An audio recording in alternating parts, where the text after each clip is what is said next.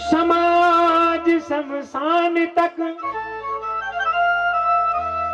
पुत्र अग्नि दान तक किए हुए कर्म भगवान तक, पत्नी मकान तक समाज शमशान तक। ये आता है जीवन का कड़वा सत्य। अब भैया गीता जी कंठस्थ, चलते चलते शमशान में कुछ नहीं है। अब डेड बॉडी को लेके जैसे ही चिता पर रखा, अग्नि लगाई, पूरा ज्ञान हो गया। कुछ नहीं है, जो कर लोगे वही साथ में जाने वालों है। और ये वैराग्य कितनी देर तक चलेगा दादा? अच्छा, मैं एक बात पूछूंगा, कथा पंडाल में जितने भी माताएं भाई बंधु बैठे हैं, उत्तर आपको देना पड़ेगा। शमशान घाट से लौटने के बाद में, कहां से? शमशान घाट से लौटने के बाद में व्यक्ति स्नान क्यों करता है? स्नान करते हो कि नहीं? हाँ हाँ करते हो ना? क्यों? क्या वो अपवित्र हो जाता है? क्यों मेरी बहन, अपवित्र हो जाता है? शमशान से पवित्र तो कोई यात्रा ही नहीं है। आपने कभी विचार नहीं किया? कभी किसी कथावाचक से पूछा नहीं? पंडित जी, शमशान जब पवित्र का धाम है, शिव का धाम है, शांति का धाम है, वैराग्य की भूमि है, जो वैराग्य शमशान में आ सकता है वो दुनिया में कहीं नहीं आ सकता। तो पंडित जी ये बताइए, शमशान से लौटने के बाद में व्यक्ति स्नान क्यों करता है? करते तो हो या नहीं करते हो, पहले ये बताओ। करते हैं ना? क्यों? इसका कारण क्या है? तो दादा कानों को खोल के जरा ध्यान दीजिए। शमशान की पवित्र भूमि पर जाने पर व्यक्ति के ऊपर वैराग्य रूपी पक्षी चढ़ जाता है। वैराग्य, शमशान की भूमि की जो रज है वो वैराग्य में लिपट जाती है। और जब तक वो स्नान नहीं करता, न तो घर के अंदर जावे वो, पत्नी हाथ को मुझे टच मत होना, क्यों? बोले फलाने फलाने पंडित जी नहीं रहे थे। रिश्तेदार आएंगे, आओ ठाकुर साहब, नहीं नहीं महाराज तुम बैठो, क्यों? बोले अभी थोड़ा मैं उधर से, कुछ मत पूछो महाराज। व्यक्ति का स्नान न करने से पहले जो चित्त है, मन है, स्मरण है, वो उसी पर रखा रहेगा। संसार में कुछ नहीं है, बस भगवान का भजन करो। और स्नान करते ही उसकी पत्नी ने कह दिया, आपका भाई आया था और आकर के मुझसे बोला कि मैंने भैया से कह देना खेत की मेड़ को जोत दिया है, उन पे जो हो जाए वो करने। अब जो भाई 1 मिनट पहले सोच रहा था कि संसार में कुछ नहीं है, भजन करो, वही एक ही माँ की कूख से जन्म लेने वाला भाई लाठी उठाता है और 1, 2, 5 बीघा के ऊपर अपने माँ जाए भाई के शीश में जाके उसे मार के उसकी मृत्यु कर देता है। मैं पूछना चाहता हूँ, 2 मिनट पहले तो आपको ये वैराग्य आ रहा था कि संसार में भजन के अलावा कुछ नहीं है, और स्नान करते ही वो वैराग्य रूपी पक्षी निकल गया और तुम तुरंत किसे मारने के लिए जा रहे हो? दुनिया में कूट अनेक हैं पर चित्रकूट सम कूट नहीं। दुनिया में झूठ अनेक हैं पर जटा झूठ सम झूठ नहीं। दुनिया में फूट अनेक हैं पर भाई भाई सम फूट नहीं। और दुनिया में लूट अनेक हैं पर शिव नाम सम लूट नहीं। किसे मारने के लिए जा रहे हो? मैं बताना चाहता हूं मेरी माँ, मेरे भैया, कि जीवन में गई हुई संपत्ति पुनः लौट करके आ जाएगी। जीवन में मकान बिक जाएगा, पुनः खरीद सकते हो। जीवन में गोल्डन सोना बिक जाएगा, पुनः बनवा सकते हो। जीवन में प्रॉपर्टी बिक जाएगी, पुनः बना सकते हो। लेकिन पृथ्वी पर एक ही चीज ऐसी है जो एक बार चली गई पुनः प्राप्त नहीं कर। ये क्या है? मिलही न पुनः सहोदर भ्राता। एक ही माँ की कूख से जन्म लेने वाला भैया दुनिया में पुनः नहीं मिल सकता। आज कलयुग के प्रभाव से जो व्यक्ति 10-20 लाख रुपए के लोभ में आकर के तो 5 बीघा जमीन के लोभ में आकर के अपने माँ जाए भाई का वध कर देते हैं। विचार कीजिए, इस खेत को जोतने वाला, मकान पर रहने वाला तुमसे हमसे पहले कौन आया, कौन आएगा और कौन इस पर क्या राज्य करेगा। जीवन में प्यारे भैया पुनः नहीं मिल सकता। जो व्यक्ति उस लोभ में आके अपने भाई को मार करके काट के फेंक देता है, क्या ये जमीन भैया की प्राप्ति पुनः करवा देगी? तुम्हारे हमारे बाद में कितने यहाँ आएंगे? तो इसको जरा ध्यान दें। कथा कहां चल रही थी? कार्तिक जी महाराज ने शंकर जी से कहा कि आप भी तो मुझे कुछ दीजिए। प्रसंग का ध्यान जरूर रखना है। आप भी तो मुझे कुछ दीजिए। क्या बात है दादा? शंकर जी ने कहा, लाला मैंने आज तक कुछ नहीं छुपाया। देखो, मुझे एक बड़ी सुंदर कथा याद आ गई। बाबा भोलेनाथ वरदान देने में सबसे ज्यादा अवदरदानी है। माता जी, एक गांव में एक 80, हाँ 90 के लगभग तो हो सकती है, 90 वर्ष की एक दादी माँ थी। 90 वर्ष उम्र। अब समय के प्रभाव से 90 वर्ष की उम्र में ना तो थूतड़े में दांत होयो करें, हैं? जो बाल होते हैं केस ये भी सफेद हो जाते हैं, आंखों की ज्योति भी कम हो जाती है। 90 वर्ष की दादी माँ लाठी का सहारा लेकर के रोजाना शंकर जी के मंदिर में जाती, नित्य प्रतिदिन। समस्या क्या थी मालूम है? दादी माँ की आंखों में न तो ज्योति थी, दिखता नहीं था। दूसरी समस्या, एक भी शब्द ना छूट जाए। न तो दादी को दिखता था और न दादी माँ के कोई पोता, पोता माने नाती नहीं था, बहू रानी के बेटा। और तीसरी समस्या थी, दादी माँ के घर में खाने को अन्न का दाना तक नहीं था। दादी माँ लाठी का सहारा लेकर के सुबह होते ही शंकर जी के मंदिर जाती, हर हर गंगे रोजाना 1 लोटा जल को उस बाबा पे चढ़ायो करती। एक दिन शंकर जी प्रकट भाई। दादी माँ परम ब्रूयात् ददम दद्यौ स्वकामा निश्चलम मति। दादी माँ जी, आज तेरे आशीर्वाद से, तेरी किए हुए कर्म से बाबा भोलेनाथ प्रकट हो गया। बता तुझे क्या चाहिए, वर मांग ले। ये कौन दादी है? वही 90 वर्ष वाली दादी, जिसको दिखता नहीं है, नाती नहीं है, खाने को अन्न नहीं है। दादी माँ ने कहा, बाबा कौन हो तुम? तो शंकर जी बोले, दिख नहीं रहा हूं। दादी जी बोली, दिखता तो मैं यहां होती, दिखता तो मैं यहां होती। शंकर जी बोले, हाँ ये तो सही है, सुर नर मुनि यह सबकी रीति और स्वार्थ लाग करे सब प्रीति। दिखता तो ये क्यों आती मंदिर में? दादी माँ बता तुझे क्या चाहिए? दादी माँ, ध्यान देना, दादी माँ बोली, महाराज वरदान बहुत हैं, क्या क्या मांगू? शंकर जी बोले, सुन दादी माँ, मांगने से पहले ही बता देता हूं, कुछ भी मांग ले, वरदान एक ही दूंगा। जो तुझे चाहिए वो मांग ले, वरदान एक ही दूंगा। तेरी जो इच्छा वो मांग। भगवान को भजने वाले भक्त मंदिर में तो जाते हैं, पर वरदानों की झड़ी रहती है 10 मिनट से। क्या झड़ी रहती है?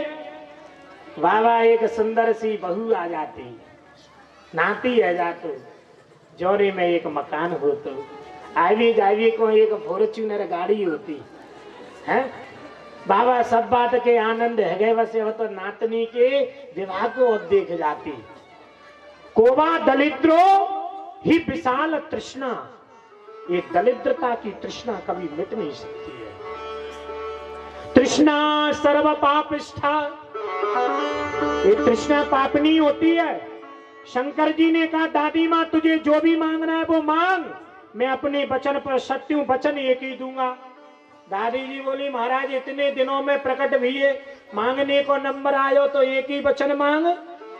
माता जी, वो मेरी माँ, उस जगह पर अब अगर आप होती तो ये बता दो, न तो आंखों में ज्योति है, आंखों में ज्योति, न नाती है न खाने को अन्य, बस इतना बताओ कि आप क्या मांगते हैं? क्या मांगती? दादी माँ ने कहा आप कहते हैं एक ही वचन मांग ले, तो सुनो महाराज, जिस कुल के नाम को बढ़ाने वाली संतान ना हो, धिक्कार है उस धन के लिए जिसे खाने वाला। 3 वरदान दे दोगे तो क्या बिगड़ जाएगा तुम्हारा? शंकर जी बोले नहीं, वरदान एक ही दूंगा, तेरी जो इच्छा वो मांग ले। दादी माँ बोली आंखें मत दो, ऐसा करो धन मांग लो। आंखों में लेंस तो डरवा लेंगे, पर ये बताओ कि महाराज पोता कहां से लावेंगे वादन पे?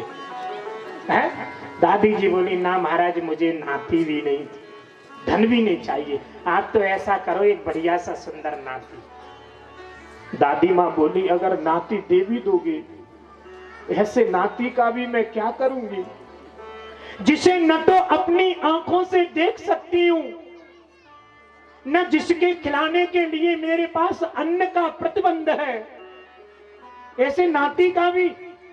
दादी जी बोली वरदान है कि मांगना। शंकर जी ने कहा कुछ भी मांग ले। दादा आप क्या मांगते? हाँ, दादी की जगह अगर आप होते क्या मांगते?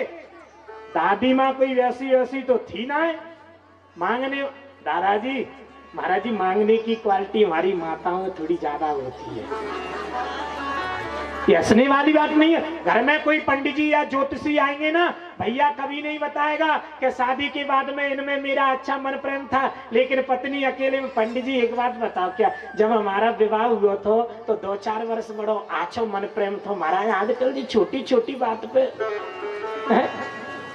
पति कभी नहीं कहेगा, लेकिन माता जी स्वभाव होता है, कोमल हृदय इनका स्वभाव होता है, तुरंत बता देती है। दादी माँ ने कहा शंकर जी आप कहते हो एक ही वचन मांगना, तो मैं वचन एक ही मांगूंगी। तुम क्या मुझे कोई वैसी मांगने वाली समझ रहे हो? एक ही वचन मांगूंगी, पर वचन को तुम ध्यान से सुन लो कि मैं क्या वचन मांगूंगी। आहा, क्या मांगा दादी माँ ने मालूम है? ध्यान देना शंकर जी। जी माँ, मैं अपनी आंखों से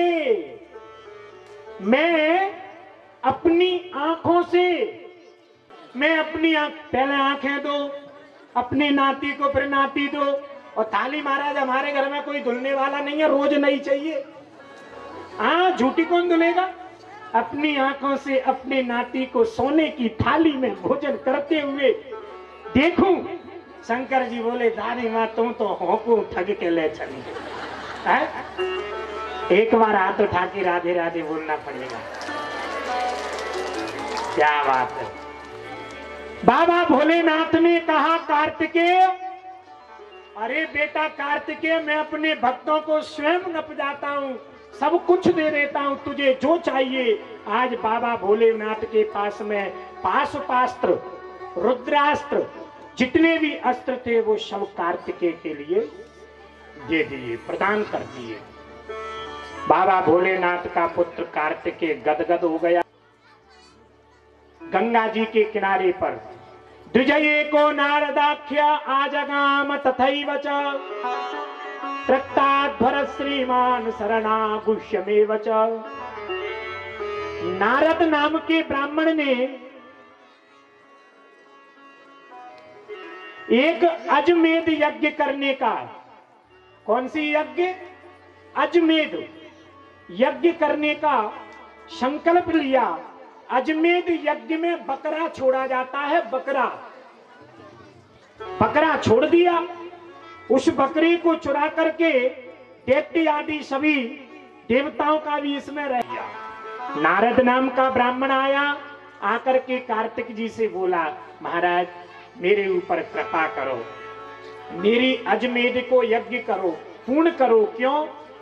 इत्याकर्ण वचस्तस्य देव सम्राट शिवात्मजा प्रेययामास तत्कृते। श्री कार्तिक जी महाराज ने वीर बाहु नाम का जो उनका गण था उसे पूरे भारत संपूर्ण भूमि पर भेजा। आज वैकुंठ से इस बकरे को लेकर के जब ये वीर बाहु नाम का गण वापस आया तो महाराज इस नारद नाम के ब्राह्मण ने इस बकरे को कार्तिक जी के लिए ही दे दिया। ये बकरा कोई साधारण नहीं, शिव पुराण इतना तक कहता है, मूर्तिमान मात्र योजम्बे ब्रह्मांडम सकलम मुने पराश्रमम न एकाशु पुनर्स्तस्य समागत। कार्तिक जी महाराज इस बकरे पर विराजमान हुए और एक क्षण में कार्तिक जी ने पूरे ब्रह्मांड का इस बकरे पर बैठ करके दर्शन किया। एक क्षण मात्र में कार्तिक जी बोले, नारद पंडित आप तारकासुर से युद्ध करने के लिए इंद्र, मरुद, वशिष्ठ सभी देवता सभी ऋषि जाने लगे। तारकासुर अपनी सेना को लेकर के गर्जना करते हुए आया। बाबा भोलेनाथ ने देवताओं से कहा आकाशवाणी के द्वारा, कौमारम च पुरस्कृत्य पुरायूयम समुद्यता दैत्यान विजत संग्रामे जयतो न भविष्यति। बाबा भोलेनाथ ने कहा, देवताओं अगर मेरे कुमार कार्तिकेय को तुम अपनी सेना में आगे लेकर के जाओगे तो अवश्य इस तारकासुर दैत्य को मार दिया जाएगा, क्योंकि इसने वचन लिया था शिव शिवा के बीच में जो पुत्र होगा वही मेरा वध करेगा। प्यारे आज वो परम पवित्र समय आया। तारकासुर इतना महाबली था, ब्रह्मा को भी परास्त कर दिया, भगवान विष्णु से भी युद्ध करता है, चतुर्भुज नारायण को भी परास्त कर दिया। सभी देवताओं ने कार्तिक जी महाराज को युद्ध की लड़ते हुए भूमि में आगे कर दिया है। इंद्र आदि देवता कांपने लगे। भगवान विष्णु के ऊपर इस तारकासुर ने अपने दिव्य अस्त्र का प्रहार किया है, जिस अस्त्र के प्रभाव से भगवान विष्णु मूर्छित होकर के ससत्या जगानासु मुरारी तारकासुर भूमौ पतात हरिस्तत्र प्रेरणा मूर्छित दया। भगवान विष्णु मूर्छित होकर के जमीन पर गिर गए। सभी देवता दुखी होकर के कार्तिक जी का जय जयकार करने लगे। महाराज शिव शिवाट ने आपको ही जन्म दिया है, आप ही इसका वध कर सकते हैं। आज देखते देखते भक्तों पर कृपा करने वाले भगवान शिव ने अपने पुत्र को आदेश दिया और देखते देखते मेरे प्रभु कार्तिक जी महाराज ने षडानन ने अपने पुत्र कार्तिकेय के द्वारा शिव जी ने इस तारकासुर का। शंकर भगवान की जय, श्री शिव महापुराण की जय। तारकासुर का जैसे ही उद्धार हुआ, पृथ्वी निश्चर विहीन बन गई। दैत्यों का उद्धार होता है तो माँ पृथ्वी देवता प्रसन्न होकर के जल की वर्षा, पुष्पों की वर्षा करते हैं। जल पानी आदि देवता बोले आज बड़े चैन से बैठ करके शांति से जल पिएंगे। तो प्यारे तारकासुर को वध भयो है। आइए इसी शुभ समय पर एक भजन का आनंद लेके हम लोग भी जल पानी आदि थोड़ा थोड़ा क्या क्या देते हैं। गरम वाला जो प्रसाद है, चाय देवी नमस्तुभ्यम। हाँ, कई लोगों को आदत में रहता है ना। आइए एक भजन का, और भजन के बाद बड़ी सुंदर कथा। भैया इधर क्या है, लूशन के खेत की तरफ जो बैठे दादा, आप लोग भी थोड़ा थोड़ा। हाँ माता जी थोड़ा। शिव शंकर त्रिपुरारी रे तेरी लीला निराली, लीला तेरी लीला निराली, लीला निराली तेरी लीला निराली, लीला निराली तेरी लीला निराली, लीला निराली तेरी लीला निराली। शिव शंकर त्रिपुरारी रे तेरी लीला निराली, शिव शंकर त्रिपुरारी रे तेरी लीला निराली। हो थोड़ी खाली लगाते हुए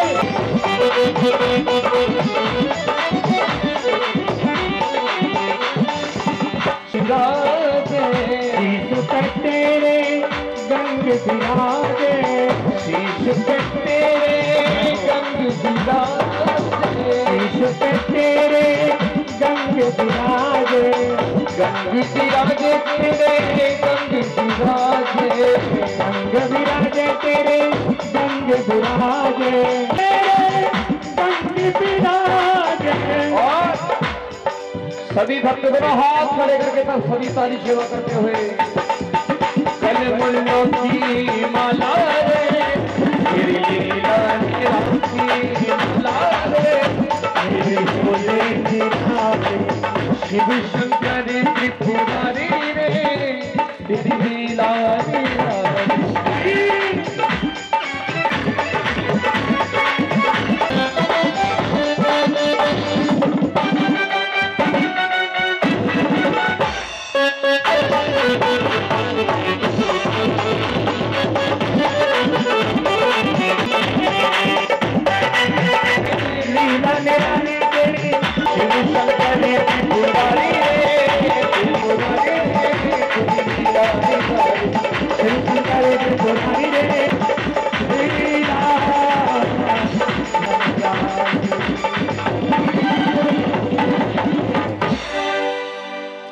बोलिए शंकर जी चाहता है तेरा दर्श पाऊं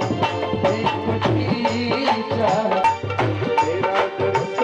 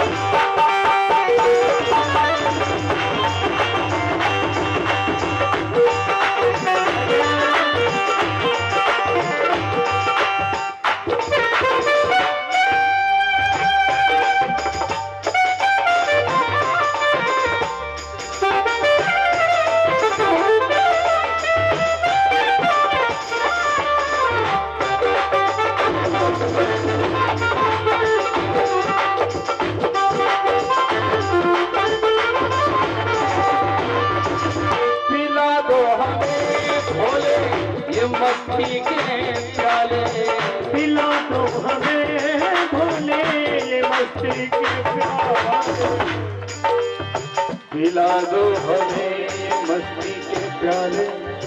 श्री राधे, ये जो प्रसाद बांटने वाले भैया हैं उनसे मेरा एक बार पुनः निवेदन है, अब आप बैठ जाइए जिससे भजन पूरा हो, जब तक पांडाल में शांति बन जाए और समय से कथा प्रारंभ। बांटने की व्यवस्था जो होती है ये विश्राम में होती है, ये बीच के विश्राम में नहीं, आरती के विश्राम में। आप बीच में प्रसाद दोगे, उसे सभी भक्त जब हाथ में दे दोगे तो खाना पड़ेगा, और खाने के बाद आपने पानी दिया नहीं है तो प्यारे वो फिर सोच लीजिए झूठे मुख से कथा सुनना पड़ेगा। ये सब समझने वाली बातें होती हैं, पर अब आप लोगों ने बांट दिया, इसमें मैं ज्यादा नहीं बोल सकता। ठीक है, दे दिया तो ज्यादा लोग हैं, कहाँ तक ये सारी पानी वानी व्यवस्था की जाए, इसलिए कोई बात नहीं है। अब जिन्होंने जिन्हें दे दिया वो ठीक है, एक कैरेट वगैरह लेके आप पास में आके सब लोग शांति बना के बैठिए, जिससे कथा में, ये कथा के नियम नहीं है, ये कथा में उद्दंडता करना है। कथा का नियम तो ये, कथा का नियम तो बीच में आप प्रसाद दोगे तो कैसे काम चलेगा भाई? हरि बोल। मस्ती के प्यारे पिला दो हमें भोले मस्ती के प्याले, पिला दो हमें भोले मस्ती के प्यारे। उसमें डूब जाऊं एक जीता सा, उसमें डूब जाऊं एक जीता सा। ओ बिना दर्श पाने को जी चाहता है, तेरा दर्श पाने को जी चाहता है। हरि को मिटा को मिटाओ इसको जी चाहता। ओ तेरा दर्श पाने को जी चाहता है, तेरा दर्श पाने को जी चाहता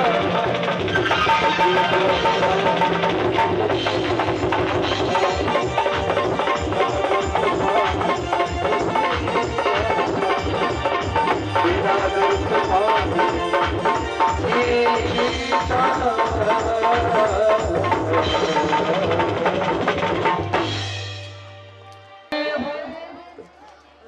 अब भैया जो बच गई है हम लोगों को भी तो चाहिए, कोई बात नहीं है। हाँ बैठो आराम से। अब सबको ही बांट दोगे तो मंच से आने के बाद थोड़ा बैठ जाइए। जो बच अमृतादपि चोत्तमम्,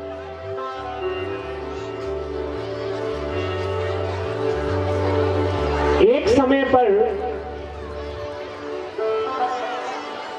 पार्वती जी की दो प्रिय सखी हैं।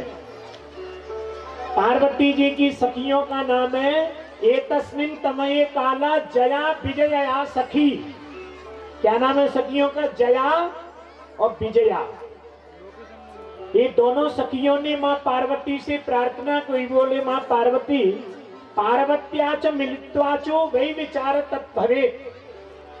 बोले मैया भगवान भोलेनाथ के पास में ऐसे ऐसे गण हैं कि बाबा भोलेनाथ नंदी भृंगी इनको अगर आदेश दे दे तो वो बिना बाबा के एक क्षण कहीं नहीं जा सकते। बाबा अगर आदेश दे दे कि संसार को नष्ट करो तो देखिए वीरभद्र जैसे गण ने जाकर के दक्ष प्रजापति के यज्ञ को विध्वंस कर दिया था। जया विजया ने कहा मां पार्वती आपके पास में ऐसा कोई गण नहीं है, आपका कोई ऐसा प्रिय गण नहीं है जिससे आप अपने मन की बात कह सकें, जिस गण आपकी आज्ञा को मानने वाला हो।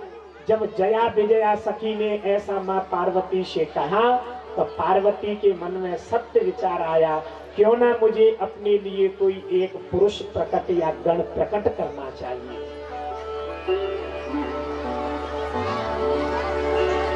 विचार ये थी समादेवी निर्मम सातु सर्वलक्षण संयुतम्। देखते देखते मां पार्वती ने जया विजया की बात पर विचार किया कि मुझे अवश्य कोई अपने लिए एक गण तैयार करना चाहिए। मां पार्वती जल लेकर के स्नान करने के लिए बैठी हुई थी। विचार करने लगी, जया विजया ने जो कहा वो सही है, मुझे कोई गण तैयार करना चाहिए। और स्नान करते करते पार्वती जी के शरीर से निर्वाचेति समादेवी बपसो मल संभव।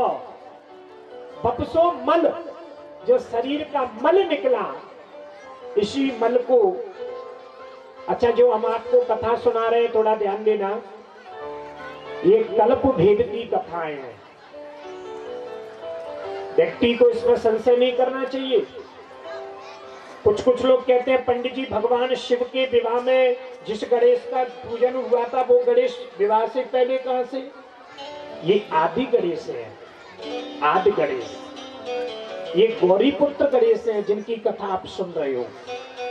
कल्प भेद में अनेकों कथाएं बदल जाती हैं, संशय करने वाला प्रश्न नहीं होना चाहिए। परमात्मा की कृपा से भगवती पार्वती ने एक दिव्य अपने शरीर के मल के द्वारा निकला हुआ एक पुतला बना करके तैयार किया, और देखते देखते वो मां के सामने पुत्र के रूप में प्रकट हो गया, जिसका शरीर एक सुंदर पुरुष की तरह है। मां पार्वती ने कहा, बेटा आप मेरे पुत्र हो। बाबा भोलेनाथ के पास में कार्तिकेय, नंदी, भृंगी, भैरव, वीरभद्र आदि ये सब गण बाबा भोलेनाथ के गण हैं जो उनकी आज्ञा का पालन करते हैं। लेकिन एक बार मैं स्नान कर रही थी, मैंने नंदीश्वर को दरवाजे पर खड़ा किया, कोई अंदर नहीं आना चाहिए। बाबा भोलेनाथ नंदीश्वर का गण था और नंदीश्वर ने रोकने पर भी बाबा नहीं माने और अंदर आ गए। मुझे लज्जित होना पड़ा। तब मेरी सखी जया और विजया ने कहा कि आप अपने लिए किसी स्पेशल गण की रचना कीजिए। हाँ, तब भगवती पार्वती ने शरीर के द्वारा, मल के द्वारा पुतला बना करके गणेश के नाम से इस गण को तैयार किया है, पुत्र को तैयार किया। क्या आदेश देती है? गणेश ने कहा, मां किम कार्यम विद्यते तेया करवाणी तबोदितम् इत्युक्तस्सा तदा तेन प्रत्युवाच सुतम शिवा। गणपति जी ने कहा, मां मुझे आदेश दो कि मुझे क्या काम करना है। तब मैया ने कहा, बेटा गणेश कुछ नहीं, जब भी मैं स्नान करने के लिए अपने घर में आंगन में बैठूं तो दरवाजे पर हाथ में लाठी थाम ले, हाँ, और दरवाजे पर बैठ जा। तेरे अलावा मेरा संसार में कोई नहीं है और मेरे अलावा संसार में तेरा कोई नहीं है। अपने देह के मल के द्वारा मैंने गणेश तुझे जन्म दिया है, इसलिए मैं तेरी माँ हूँ और तू मेरा पुत्र है और हमारा कोई नहीं है। भगवती ये कहती कि बाबा अगर आए तो उन्हें आने देना, तब तो गणेश मानता, तेरे मेरे अलावा अपना कोई नहीं है। ठीक है। द्वारपाल बन करके सुन मध्वाप द्वारपालो मत पुत्रम तम दीहत। गणपति हाथ में लाठी लेके द्वारपाल लेकर के खड़े हो गए। उसी समय पर भगवती जल से स्नान कर रही थी। बाबा भोलेनाथ का आगमन होता है। जैसे ही बाबा भोलेनाथ ने अंदर जाने के लिए अपने महल में प्रवेश किया, अब मैया का वचन याद आ गया गणेश को, तेरे मेरे अलावा हमारा कोई नहीं है। गणपति के हाथ में मैया ने जो लाठी दी है वो दरवाजे के बीच में, किधर? बाबा भोलेनाथ को क्रोध आया। मूर्खो से तुम न जानामि शिवो हम गिरिजापति।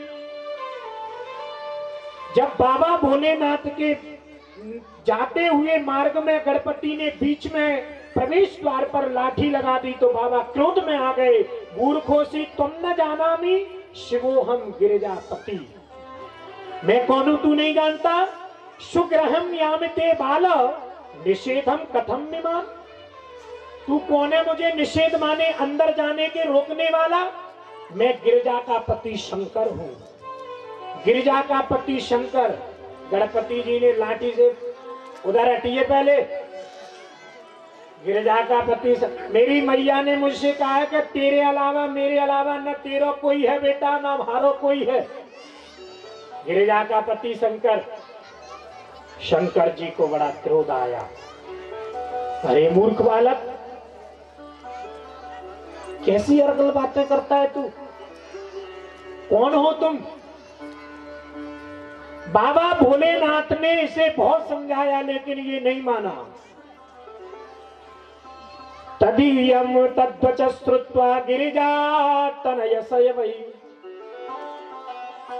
निर्भयो दंडपाणिश्च द्वारपान प्रवीर भवे। बाबा भोलेनाथ ने अपने गणों से कहा, भैया, शिव गणों ने कहा, भैया तुम जाओ और जाकर के द्वारपाल अपने को बताने वाला जो खड़ा है मेरे महल के द्वार पर, इसे जाकर के दंड दो। अरे इस मूर्ख ने मुझ पर लाठी का प्रहार किया है, जाकर के इसे दंड दो। शिव गण गए और जाकर के गणपति से क्या बोले हैं, रे रे द्वारपालपाम कश्च तिष्ठश्च स्यापितः कुतः द्वारपालो वयं सर्वे स्थाम किं शभाष्यसे। ए मूर्ख द्वारपाल, तू कौन है? गणपति ने कहा, आप कौन? हम शंकर जी के गण। अच्छा, उस दुष्ट ने मुझे मारने के लिए तुम्हें भेजा है। अब गणपति जी जानते तो नहीं है कि ये हमारे दादा है, पिताजी है। लाठी लेकर के शिव गणों पर वो प्रहार किया है कि देखते देखते इनको परास्त कर दिया। भागते भागते नपुंसक की भांति ये शिवगण शंकर जी के पास में पहुंचे और शिव गणों ने जाकर के शंकर जी से क्या कहा, प्रभु, ततः शंभो गणा सर्वे, ततः शंभो गणा सर्वे शिवो दूरे व्यवस्थितं क्रोशमात्रं तु कैलास सद्गत्वा ते च तद्ब्रुवन्। शिव गणों ने कहा, शंकर जी, हमें तो ऐसा लगता है कि तुम्हें कैलाश पर्वत छोड़ करके अपने लिए कोई दूसरा महल बनाना पड़ेगा। उस पार्वती के गण को, उस द्वारपाल को उस पृथ्वी पर हराने वाला मुझे कोई नहीं दिखता है। भागते भागते शंकर जी ब्रह्मा जी के गए, महाराज ये अच्छे खांचे शुक के घर में ये कहां का विवधान आ गया है? अरे मैं घर का मालिक हूं, एक द्वारपाल मुझे अंदर जाने से रोकता है, लाठी से चलक। ओहो, ब्रह्मा जी गए। ब्रह्मा जी ने जाकर के गणेश से कहा, गणेश, अहो क्षणम स्थिता तत्र शिवश्चेदावशंसति मन्युवाच सया भूय मानिना पार्थिताशः। देखते देखते परमात्मा की दिव्य लीला, देखते देखते वो परम पवित्र समय आ गया। अनेकों प्रकार की दिव्य लीलाएं घटित हुई। ब्रह्मा जी ने इस गणपति को समझाया, मरुद आदि देवताओं ने गणपति जी को समझाया, विश्वंभर विश्वनाथ बाबा भोलेनाथ ने गणपति को समझाया, लेकिन मां पार्वती की आज्ञा से जो द्वार पर द्वारपाल बन करके खड़ा है, इस गणेश ने किसी की बात को नहीं माना। ब्रह्मा जी जैसे ही समझाने के लिए आए, इत्रेयं तस्ते मातुन्ना दंड भूयेन भाविव विविधा धान्यायुतानेव धत्वा मैवा समाययु। ब्रह्मा जी ने पहले बातों से समझाया, नहीं माने, इस पर प्रहार करने लगे। तो गणपति ने अपने हाथ में जो दंड रूपी लाठी है उसे लेकर के ब्रह्मा जी पर खूब प्रहार किया। भागते हुए ब्रह्मा जी गए, भगवान विष्णु पधारे हैं। विष्णु ने कहा, उस गणेश को मैं समझाता हूं।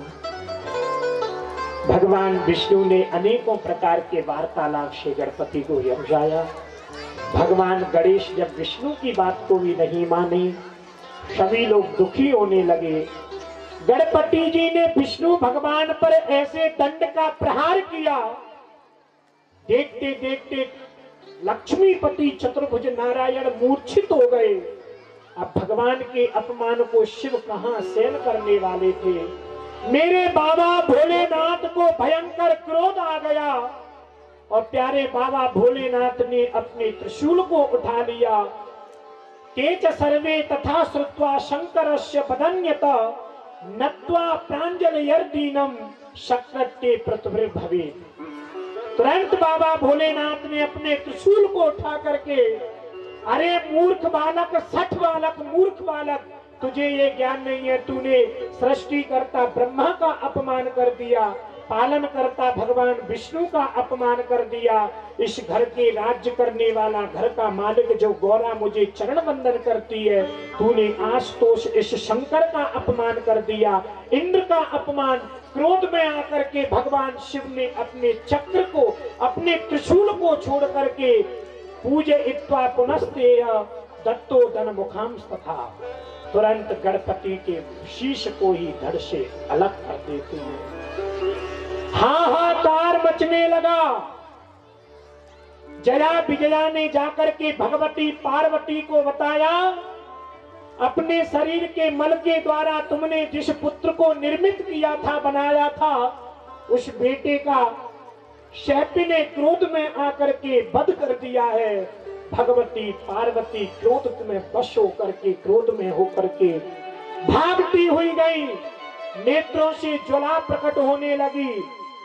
तत्कृत्यम कृतम सर्वम शिव पाल्या प्रतिकृत कलेवरम समानीत प्रच्छता विविधान च। भगवती पार्वती ने कहा, मैं एक ही क्षण में सारे संसार को सृष्टि नष्ट लय कर दूंगी। ब्रह्मा बताइए मेरे पुत्र का वध किसने किया? हाथ जोड़ के खड़े हो गए। विष्णु बताइए मेरे पुत्र का मां, आपके पुत्र कौन?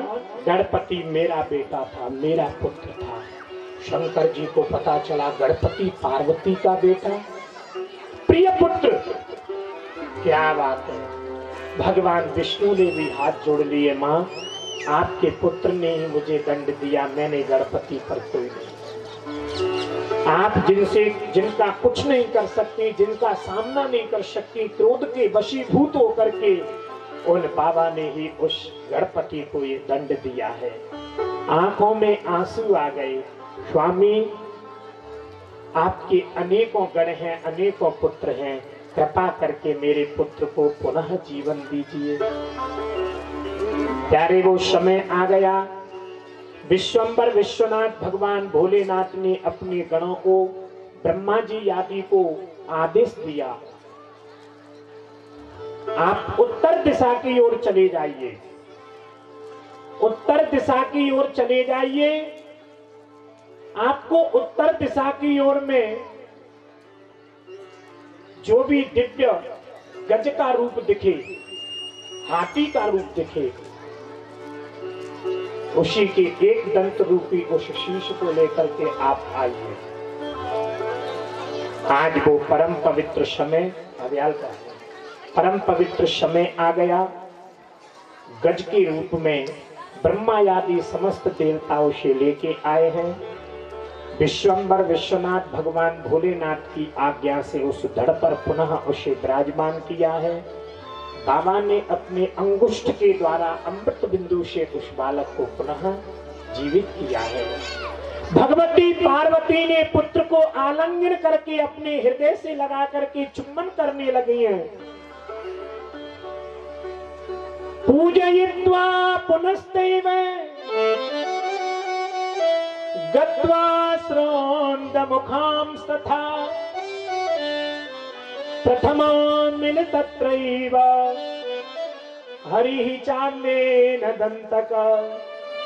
एक दंत वाले उस देह को लाकर के, शीश को लाके लगाया, पुनः गणपति को जीवित किया। प्रश्न ये भी आता है कि एक दंत कब तोड़ा गया? एक बार गणपति जी अपने द्वार पर इसी प्रकार से बैठे हुए थे। श्री परशुराम जी भगवान का आगमन हुआ। गणपति ने परशुराम को लाठी के द्वारा, चलो अंदर कोई नहीं जा सकता, क्रोध में आकर के उस दंत पर लाठी दी है, तुरंत टूट गया। माँ को पता चला जिसने मेरे पुत्र के दंत को तोड़ा है, मैं उसे मृत्यु दंड दूंगी, जीवित नहीं छोड़ूंगी। बाबा भोलेनाथ ने पार्वती से कहा, गणपति भी तेरा पुत्र है, और गणपति से पहले ये परशुराम भी मेरे पुत्र के जैसा ही है, जो मेरा परम भक्त है। भला तू किसे मार सकती है। इसलिए एक दंत गणराजा चिंता मत करो, आज से ये इसी दिव्य पूजा से प्रभावित होंगे। ठीक है, भगवान की कृपा आनंद के साथ में कार्तिकेय तारकासुर का वध करके इधर में गणपति भी बड़े हुए। गणपति जी के लिए जिन जिन देवताओं ने, शंकर जी ने गणपति का वध किया था, वो ब्रह्मा विष्णु मरुद इंद्र आदि सभी दुखी होने लगे। और बाबा भोलेनाथ ने, ब्रह्मा ने, विष्णु ने ये संकल्प किया कि आज के बाद में हमारा पुत्र यही गणपति प्रथम पूज्य होगा, प्रथम पूज्य। आज आप किसी भी पूजा को देखिए, हमारे सनातन पद्धति में सबसे पहले जो भगवान का पूजन प्रारंभ किया जाता है, उसमें भगवान गणेश का ही पूजन हम लोग करते हैं। लोग बात कहते हैं संपूज्य का नाम, परिपालक का नाम, जितेंद्रियाणाम च तपोधनानाम, देशेषु राष्ट्रेषु कुलेषु राज्ञाम करोतु शांतिम, भगवान गणेश ऐसे हैं गणपति। गणपति जी के लिए प्रथम पूज्य का दिव्य आदेश। आइए थोड़े से समय में हम लोग गणेश और कार्तिकेय के विवाह की कथा का आनंद और उसके बाद आरती। दोनों बालक महाराज जी बड़े हुए, कैलाश पर्वत की पवित्र भूमि पर आनंद ही आनंद होने लगा। माता जी थोड़ा ये गणेश कार्तिकेय की विवाह की कथा पे विशेष ध्यान दिया जाएगा। अपुत्रो लवते पुत्रम निर्धनो लवते धनम, भायार्थी लवते भार्या, प्रजार्थी लवते प्रजाम। बाबा भोलेनाथ ने आशीर्वाद दिया, बेटा गणेश, जो भी तेरी पूजा करेगा, जिसे पुत्र की कामना होगी उसे पुत्र प्राप्त होगा, जिसे वर की प्राप्त कामना होगी वो बुधवार के दिन। हमारी बेटियों के जो विवाह में संबंध में ये दिक्कतें आती है ना, अच्छा पर नहीं मिल पाता, मैं एक शिव पुराण के माध्यम से उपाय बताऊंगा। बुधवार के दिन दूर्वा लेकर के भगवान गणपति का पंचामृत के द्वारा अभिषेक करके गणेश मंत्र का जाप किया जाए। संबंध में आने वाले सभी विघ्न स्वतः ही दूर हो जाते हैं। आरोग्यम लभते रोगी, सौभाग्यम दुर्गयो भवेत्, नष्ट पुत्रा नष्ट धना, प्रोषिता च पतिम लभेत्, शोकाहीनं च भवेन्नाश, इदं गणेशमात्मयो, सदा मंगल संयुक्ता, यात्रा काले शृणो वच। जिस व्यक्ति को विद्या की, विद्यार्थी लभते विद्याम, धनार्थी लभते धनम, पुत्रार्थी लभते पुत्रम, मोक्षार्थी लभते गतिम। शिवपुराण कहता है कि जिसे विद्या की जरूरत है वो भी गणपति को भजे, जिसे पुत्र की जरूरत है वो भी गणपति को भजे, जिसे अपने घर में सुख समृद्धि की शांति की जरूरत है वो भी गणेश को भजे। ऐसे है बाबा गणेश। हमारे गणपति जी को सबसे ज्यादा प्रिय क्या है? मुदा करात मोदकं, सदा विमुक्ति साधकं, कलाधरा वतंसकं, नमामि तं विनायकं। मोदक प्रिय मुद मंगल दाता, लड्डू मोदक का भोग अति प्रिय है। चतुर्थी तिथि भगवान की कृपा से वो परम पवित्र समय, प्रथम पूज्य का आशीर्वाद देके गणपति पिताजी के वहां आए। इधर में सदानंद कार्तिक जी भी रहने लगे। भगवान की लीला, दोनों बालक समय आने पर बड़े हुए। एक दिन माँ पार्वती शंकर जी से विचार करने लगी है। क्या विचार? विवाह योग्यम संजातौ, सुता पितजता भुवौ, विवाहश्च कथं कार्यं, पुत्रयोर्षये शुभम। भगवती पार्वती ने कहा बाबा बाबा अब हमारे बेटा विवाह के योग्य, विवाह योग्य संजातौ। ध्यान देना, जब बेटी या बेटा विवाह के योग्य हो जाता है ना, तो हमारे पिताजी को विवाह की चिंता कम। किसे चिंता? माता कहेगी तुम सुनते नहीं हो, सिर्फ काम में लगे रहते हो, देखते नहीं हो बेटी विवाह के योग्य हो गई, किसी रिश्तेदार का सहारा लेके क्यों ना जल्दी से बेटी का संबंध जोड़ो। यही होता है ना।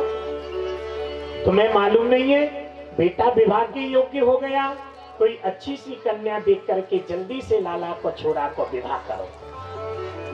हमारी माताओं को संतान की विवाह का टेंशन कब बढ़ता है? वैसे तो 2-4 वर्ष रुक भी जाएंगी, लेकिन कहूं बेटा ने अपने मैया से बोल दियो मैया मैं तो संत बनने की इच्छा रखता हूँ, अब तो महाराज जी फोन चालू हो जाए, जीजा जी एक अच्छी सी छोरी देख के तुम्हें यहाँ को जल्दी से विवाह करवाऊं, है? संत ना बन जाए। पुत्रवती युवती जग सोई और रघुपति भगत जास सुत हो। मैया पार्वती बाबा भोलेनाथ से कह रही थी कि दोनों बेटा विवाह के योग्य हो गए हैं। अब ये बात महाराज गणपति जी ने सुन ली। विवाह विवाह भैया कार्तिकेय जी, ये मैया सुबह से विवाह विवाह विवाह की क्या नठंत गाथा लगा के बैठी हैं। अब गणपति मैया क्या बोले, हो तो विवाह करेंगे, विवाह करेंगे। कार्तिक जी बोले विवाह हम भी करेंगे। परस्पर दोनों बेटाओं में झगड़ा होने लगा। किम कर्तव्यम कथम कार्यो विवाह देहे तेजस इति निश्चितताभ्यम वैयुक्तम च रचनांगुना। कैसे विवाह करें? गणपति कहता है नहीं नहीं भैया से पहले मैं विवाह करूंगा। देवताओं ने बाबा ने मुझे आशीर्वाद दिया है कि गणपति तू प्रथम पूज होगा, तो पूजा में हम पहले, विवाह भी पहले हमारा हो गए। वो कार्तिक बोला मैया उम्र मेरी बड़ी है इसलिए विवाह पहले हमारा होना चाहिए। महाराज जी मेरी मैया ये लीला ही ऐसी है विवाह की, हों से फूले हों फिरे हो तो हमारा विवाह क्या हो है। प्यारे वो परम पवित्र समय आ गया। दोनों बेटा आपस में परस्पर झगड़ा करने लगे। पहले विवाह मेरा होगा, पहले मेरा होगा। गणपति ने कहा नहीं पहले विवाह मेरा। कार्तिक विवाह तो पहले हमारा होना चाहिए। माँ पार्वती बोली सुनो बेटा, विवाह पहले उसी का होगा। किसका? माँ बोले पहले विवाह उसी का होगा। यश्चैवा पृथ्वीं सर्वान् क्रात्वा पूर्वमुपाव्रजेत् तस्यैव प्रथमं कार्यो विवाहस्व लक्ष्मण। जब दोनों झगड़ने लगे पहले मेरा विवाह पहले मेरा, तो मैया पार्वती बोली सुनो, न तेरो पहले होवेगो न तेरो होवेगो, पहले विवाह उसी का होगा। यश्चैव पृथ्वीं सर्वान् कृत्वा पूर्वमुपाव्रजेत् तस्यैव प्रथमं कार्यो विवाह शुभ लक्ष्मण। जो पृथ्वी की परिक्रमा लगा के आएगा, हाँ जो पहले पृथ्वी की परिक्रमा, अगर गणेश पहले पृथ्वी की परिक्रमा लगा के आएगा तो पहले विवाह गणेश को होवेगो, और कार्तिकेय पहले परिक्रमा लगा के तो पहले महाराज जी विवाह कार्तिकेय को। और कार्तिक जी ने इतना सुना, अपने दिव्य वाहन पर बैठ करके कार्तिक जी गए भागते हुए। परिक्रमा लगानी है पृथ्वी की। अब गणपति जी विचार करने लगे हमारा तो विवाह जीवन में ना हो सके। पृथ्वी की परिक्रमा, अरे मारो मूषक तो वाहन है, मूषक 1 मील नहीं चल सकता हूं, मुझे शरीर के द्वारा श्वासें हाँफे आने लगती हैं।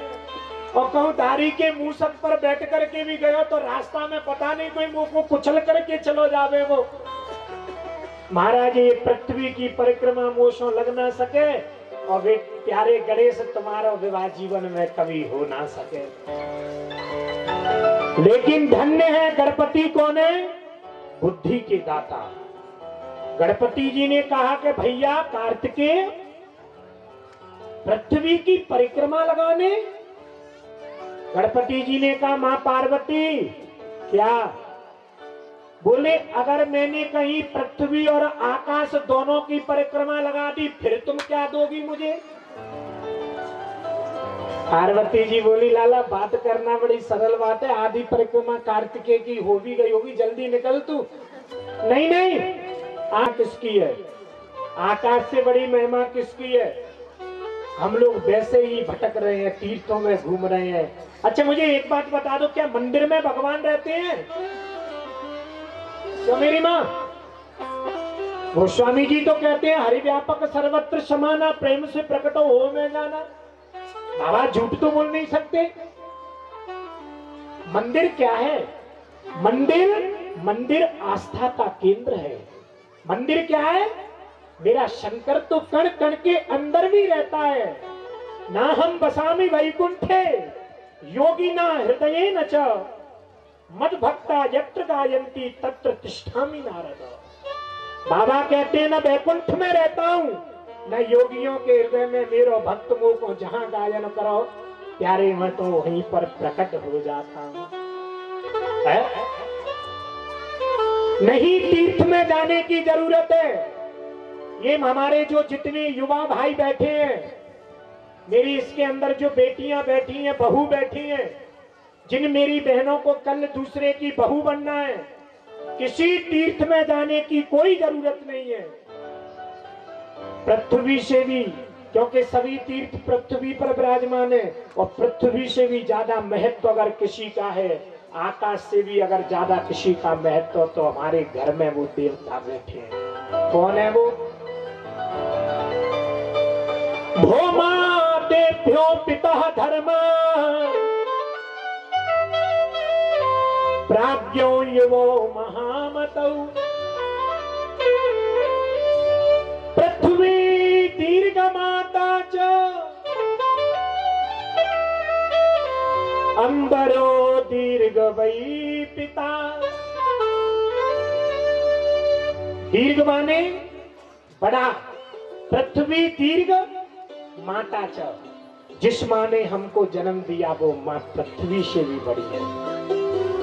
जिस पिता ने हमारा लालन पालन भरण पोषण किया, जल के बुलबुलों की तरह अपने शरीर के द्वारा जिस रक्त से हमें पैदा किया, वो हमारा पिता आकाश से भी क्षेत्र बड़ा है।